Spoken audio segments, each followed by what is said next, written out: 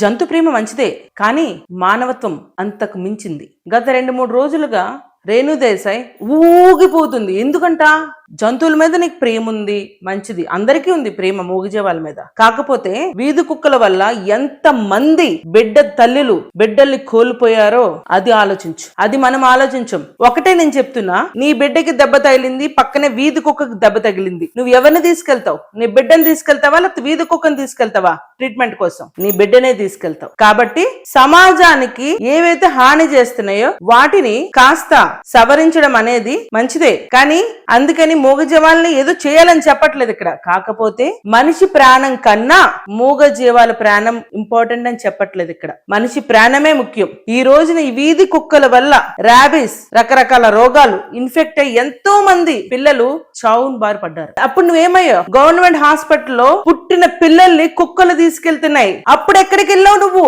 ఈ రోజు నువ్వు వచ్చి జంతువుల కోసం జంతు మీద ప్రేమ కురిపించేస్తున్నావు. బంగ్లాల్లో ప్యాలెస్ లో ఉంటే మిమ్మల్ని కుక్కలు ఖరవ్వమ్మా.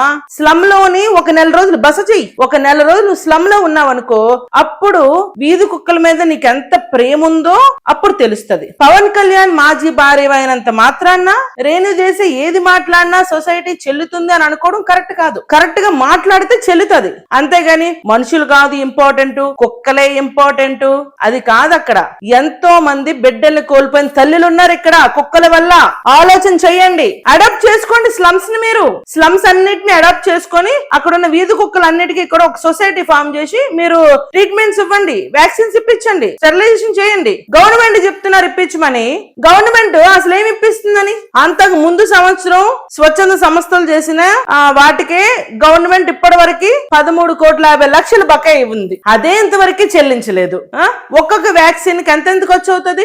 300 నుంచి 800 వరకు వ్యాక్సిన్ ఖర్చు అవుతుంది. పిల్లలు పుట్టుకుని ఫ్యామిలీ ప్లానింగ్ చేయాలంటే ఎంత ఖర్చు అవుతుంది? దగ్గర 2,000 నుంచి 3,000 ఖర్చు అవుతుంది. మరి వీళ్ళందరికీ వ్యాక్సిన్ చేయాలంటే ఈ కుక్కలకి ప్రతిదీ ఖర్చుతోనే కూడుకున్నది. గవర్నమెంట్ జనాలకే, పేదవాళ్ళకే, బెగ్గర్స్ కే ఏమీ చేయలేకపోతుంది ఈ ప్రభుత్వం. అలాంటిది వీధి కుక్కలకి ఎందుకు చేస్తుంది? నువ్వెవరి మీద పోరాడాలి? నువ్వు పోరాడాల్సింది ప్రభుత్వం మీద, అంతేగాని సమాజంలో జనాల మీద కాదు. పడిపోవడం కాదు, గవర్నమెంట్ మీద పడు. గవర్నమెంట్ ని నిలదీ, రేవంత్ రెడ్డి నిలదీ. అవి చెయ్యు. వచ్చేసాం మేము బంగ్లాలో ఉంటాం, మా కుక్కలు మాకు మంచిగా ఉంటాయి, అన్ని కుక్కలు అలాగే ఉంటాయి అనుకోవడం కాదు. బయటకు వచ్చి స్లమ్ లో కుక్కలు ఎలా హింసిస్తున్నాయో, చిన్న పిల్లల్ని, పెద్దవాళ్ళని ఎంత నాన్ సెన్స్ అనుభవిస్తున్నారో, వాటి వల్ల ఎన్ని రోగాల బారిన పడి వాళ్ళు ఎంత అనుభవిస్తున్నారో అవన్నీ కూడా తెలుసుకొని, స్టాటిస్టిక్స్ కూడా తెలుసుకొని మాట్లాడాలి. స్టాటిస్టిక్స్ అంటే మీకు తెలిసిన స్టాటిస్టిక్స్ ఒకటే కాదు, కుక్కల వల్ల ఈ రోజు జనాలు ఎంత బాధ అనుభవిస్తున్నారో అన్న స్టాటిస్టిక్స్ కూడా మనం తెలుసుకోవాలి. వ్యాక్సిన్స్ కి ఎంత ఖర్చు అవుతుందో అది కూడా మనం తెలుసుకోవాలి. అవన్నీ మనం తెలుసుకోము. ఏదో మీడియా ఉంది, ప్రెస్ మీట్ పెట్టేసి మాట్లాడేస్తే అయిపోతుంది అని అనుకోవద్దు దయచేసి. కొంచెం జంతు ప్రేమ మంచిదే, కానీ అంతకు మించింది మానవత్వం, అది గుర్తుపెట్టుకోండి. ప్రపంచంలో అత్యధికంగా కుక్క కాటుకి బలైన ప్రజలు ఎక్కడున్నారు అంటే మన భారతదేశంలోనే. అంటే ఒక్క 2024 సంవత్సరంలోనే 37 లక్షల మంది కుక్క కాటుకి బలయ్యారు. అంటే రోజుకి 10,000 మంది కుక్క కాటుకి బలవుతున్నారు.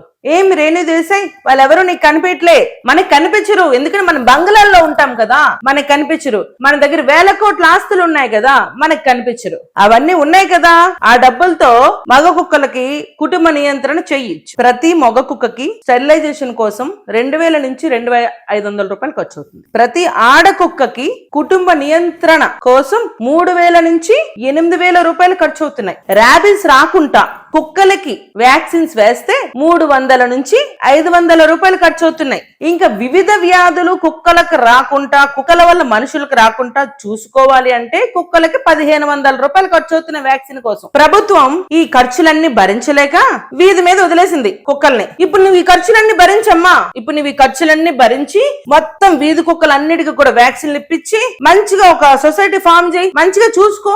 ఎన్నిగో మన హైదరాబాద్ లో, మన తెలంగాణలో ఎన్ని స్లమ్స్ ఉన్నాయో అన్ని స్లమ్స్ నువ్వు అడాప్ట్ చేసుకో. డబ్బులు ఉన్నాయి కదా, అన్ని స్లమ్స్ లో ఉన్న కుక్కలన్నిటికీ కూడా నువ్వు వ్యాక్సిన్ వేయించు. ఎవరిని కాదంటారు? ఎవరు కాదనరు. సొసైటీ అప్పుడు నీకు సపోర్ట్ చేస్తుంది. అదే నీ జంతు ప్రేమ ఉండాలి అలాగా, అంతేగాని మనుషులు కాదు జంతువులు కాదమ్మా. మనిషి ప్రాణమే ముఖ్యం జంతు ప్రాణం కన్నా. గుర్తుపెట్టుకోండి. అంతేగాని ఓ ఊగిపోయినంత మాత్రాన ఏమీ జరగదు ఇక్కడ. సమాజం చూస్తుంటారు. అయినా నాకు అర్థం కాదు, ఈ వీధి కుక్క వల్ల ఎంతో మంది పసిపిల్లలు చిన్నారులు చనిపోయారు, ఎంతో మంది తల్లులు బిడ్డలు కోల్పోయి ఏడుస్తున్నారు. ఏ రోజైనా వాళ్ళ దగ్గరికి వెళ్ళి బాధపడ్డావా? ఒక కుటుంబం దగ్గరికి వెళ్ళైనా నువ్వు బాధపడ్డావా? అయ్యో ఈ మోగోద్యోగం ఇలా చేసింది నీ బిడ్డనని చెప్పి ఏ రోజైనా బాధపడ్డావా? అది మనం చెయ్యం. ప్రెస్ మీట్లు పెట్టి ఓ ఊగిపోతాం, ఏదేదో మాట్లాడేస్తాం. సమాజానికి ఉపయోగపడే విధంగా మారండి అట్లీస్ట్. అంతేగాని మీకు నోటుకొచ్చింది మాట్లాడకండి. మీకు బంధాలు అనుబంధాలు విలువలు తెలియకపోవచ్చేమో, కానీ జనాలకి వాళ్ళ బిడ్డల విలువలు అనుబంధాల విలువలు అన్ని వాళ్ళకి తెలుసు. కాబట్టి పవన్ కళ్యాణ్ గారు మాజీ భార్య అయినంత మాత్రాన మనం ఏది మాట్లాడితే చెల్లుతుంది అనుకోవడం 100% రాంగ్. ఇప్పటికైనా మారి సొసైటీకి ఏది ఇంపార్టెంట్, ఏది కొంచెం మధ్యస్థం అనేది కొంచెం మనం తెలుసుకోవడం చాలా ఇంపార్టెంట్. దయచేసి ఇమ్మీడియట్ గా మీరు స్లమ్స్ అడాప్ట్ చేసుకోండి. అప్పుడు కుక్కలందరూ బాగుంటాయి.